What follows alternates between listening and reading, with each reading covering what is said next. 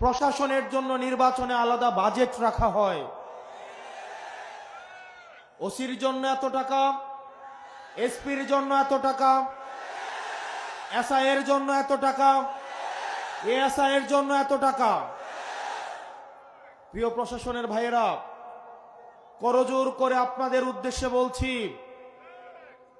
আজকে আমরা বাংলাদেশ পুনর্গঠনের পর্যায়ে দাঁড়িয়ে আছি।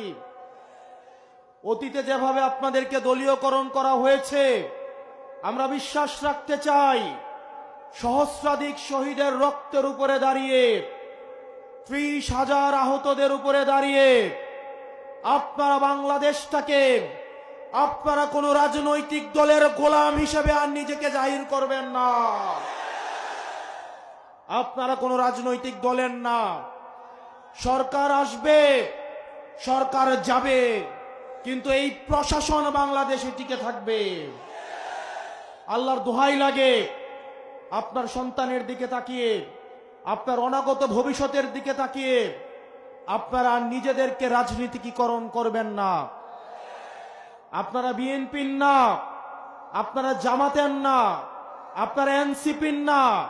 প্রশাসন হচ্ছে বাংলাদেশের জনগণের।